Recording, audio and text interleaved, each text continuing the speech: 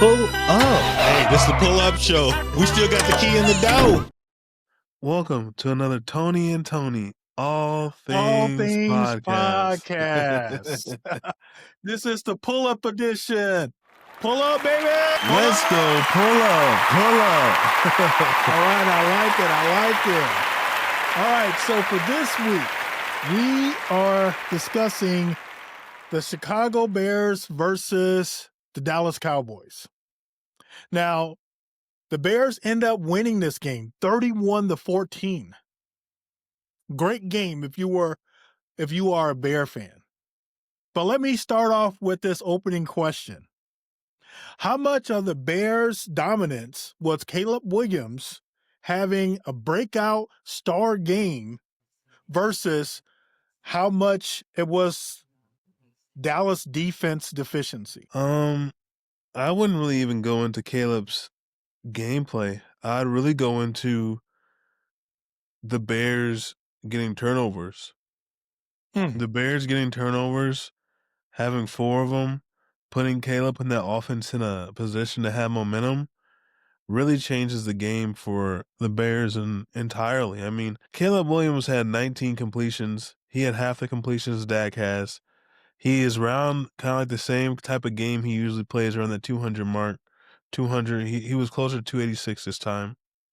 And it really comes down to just field position. And there were big explosive plays with Luther Burden catching that flea flicker, Roma Duzier coming across the field to make those catch. It just seemed like really the Dallas Cowboys, I mean, on that Roma Duzier catch, Trayvon Diggs slipped.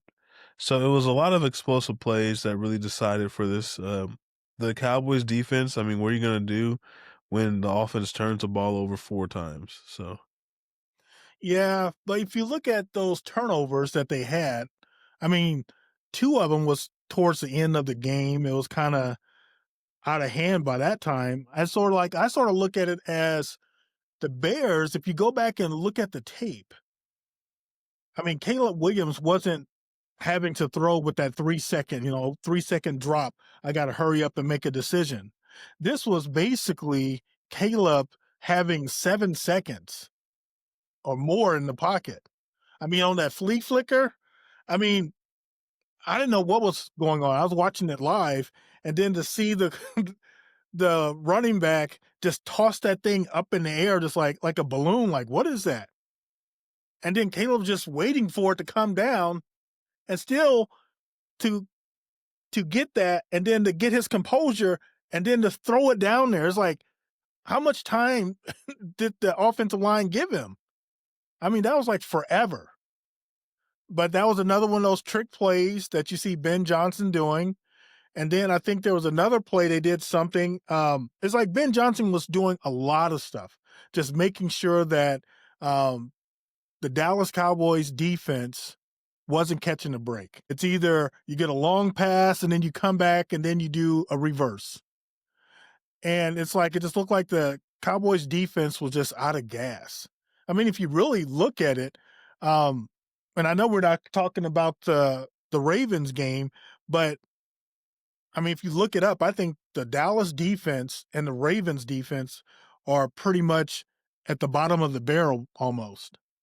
So I think this was more of, it was a great game for Caleb. It shows what he can do when he has time in the pocket. But Dallas defense is just terrible, especially when they lose Micah Parsons. yeah, Micah Parsons being gone. And I do agree, yeah, like that defense for the Dallas Cowboys is not good. I mean, if you're letting the Giants have Russell Wilson throw for over 450 yards, then the defense, the secondary is not good at all. And yeah, it comes down to, like I said before, I mean, just when Javonte Williams in the first drive, you get a strip fumble, Yes. you give him the chance to be explosive, come back out. You're coming down the field, you get some big plays, you get an interception.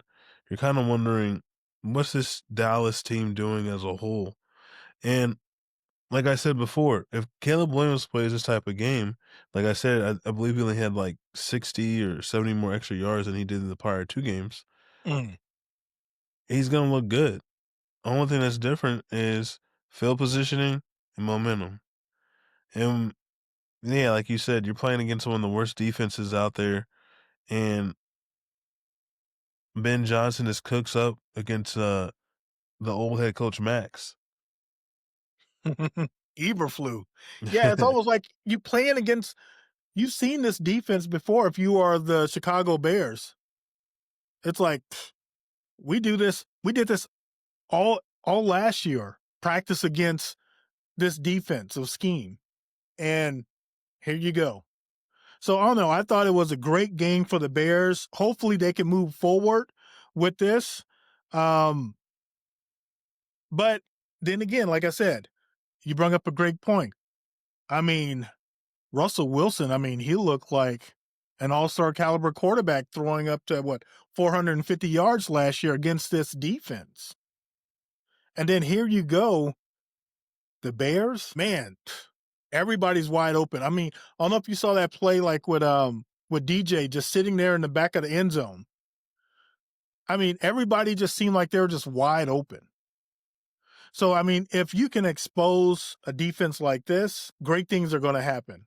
You know, like I said, Caleb Williams had 4 touchdowns, no interceptions. The Bears' total offense was 385 yards. Like you said, you know, the turnovers, they forced 3 fourth down or 3 fourth quarter turnovers. You know, you had Tremaine Edmonds. He had 2 interceptions in that game. You know, that's their starting middle linebacker.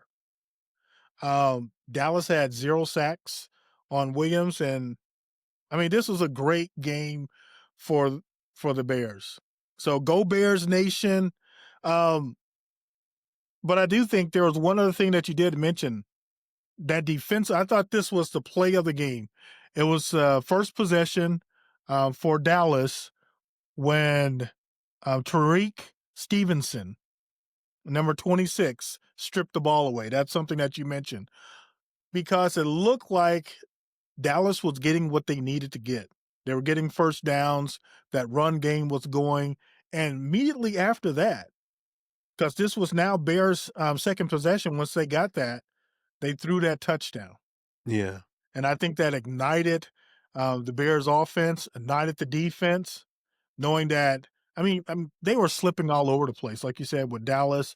Also, Tariq Stevenson, he lost a couple steps on some plays. I thought if he could have jumped early, could have had himself an interception. But this was just a great game for Dallas. For the Bears. Terrible game for Dallas, Yeah. especially after winning that game last week. Ah, Yeah, but it just kinda shows that Dallas isn't like the regular Cowboys that everybody thinks and knows, and, "Oh, they're gonna be doing good regular season, these teams they should be able to beat." I mean, Dak's still throwing, 35 plus balls a game. Really, this Dallas team, I know it isn't the center around Micah Parsons, but without him, you really, there could have been a couple sacks, there could have been a couple missed things that the Bears could have got off, that flea flicker probably wouldn't have had all that time and Micah's in the game. Those are all what ifs, but right. at the end of the day, the Cowboys secondary needs some help, and you shouldn't be having quarterbacks have the best game of their career really against you. Like, you shouldn't have Caleb Williams having almost a career high game in throwing touchdowns against you. You shouldn't have Russell Wilson having a career high in passing yards against you. You shouldn't have any of these games come down to how they do, and you're just getting beat up. You shouldn't have Jalen Hurts make you guys look like you guys don't got a defense, and him exposing him just running around. This Dallas Cowboys defense needs some help. Got to clean up the play on the offensive ball for the Cowboys. Great game for the Bears, and this is a win that you needed to see go down for your organization because it was starting to feel like you're losing hope.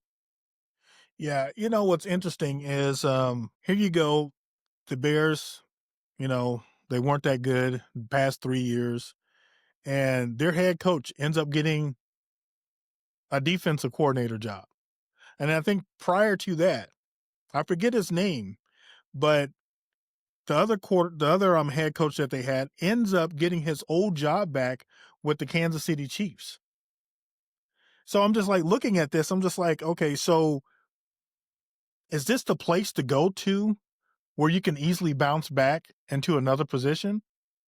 It just didn't make sense that these coaches are able to just totally mess up the Bears team and they easily get jobs just like that. But it worked out for us because we've seen this defense before. We've Right. seen it in practice. I mean, we've seen it what the past 3 years prior to. So I think the great takeaway from this was a perfect storm um, for Caleb Williams. I think he got confidence. He was sharp. I think Ben Johnson was fearless on his play calling. Plus, the Cowboys defense already was hollow, like we mentioned, without Parsons there, and especially with this new defensive coordinator. I mean, think about it. Everything's new there. They got a new head coach, Yeah. new defensive coordinator. Um, so I want to ask you this: how does Chicago build on this? I believe how they build off this is, as you mentioned prior last week or a couple weeks ago, about the Bears basically being a defensive team. Like I said, time and time again, Caleb Williams is going to throw for 200, that 200 to a little bit under 300 range, maybe 275 a week. He may have one touchdown or two touchdowns. This was a career high game for him. But you build everything off that defense. Have that defense feel good. Have that defense thrive, even though you got your linebacker core is pretty good and your defensive line is starting to grow. But this is really a good game for the secondary because your secondary made majority of your turnovers. If it came down to, without Edmonds making those two interceptions, it comes down into really your secondary shines here. Your Right. secondary hustled. This is a good way to build on the defensive side. Offensively, yeah, it's good because you got some trick plays in. You had some things go your way, but you really build on the defensive side and you really, put those players out there and you put them and let them shine and say, hey, even though we don't got the most elite, not even the best, not even close to the top 20, we got y'all and y'all did good. Yeah. And I mean, thanks to Pickens, can't squeeze the ball. Gave us that interception. I mean, and then you put in like your best receiver. I think this was like in the first quarter, if I'm not mistaken. You try to run a sweep with him and he ends up getting hurt. I Yeah, thought that was like a bad play. I mean, we go back and we do it with DJ, DJ Moore, but I think he's more durable in order to run that. And I know why Ben Johnson was doing that just to make sure because prior to that, he really wasn't getting any touches, you know. yeah, I think one thing before we close out on this, I think something to watch for is that new tight end that we have. I think his last name Loveland, mm, and he ends up getting hurt during the game. He came yeah, into the season hurt, and here he is again. So I'm kind of questioning his durability, especially after you go and you look at the tight end that we could have got that's over there with the Colts. I mean, man, he's making a mark, a name for himself there. So right. but yeah, overall, I thought this was a great game for the Bears.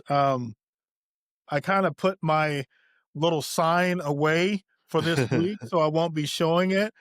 Um, and hopefully, we can string a couple more good games like this, and then this frown can turn into a smile.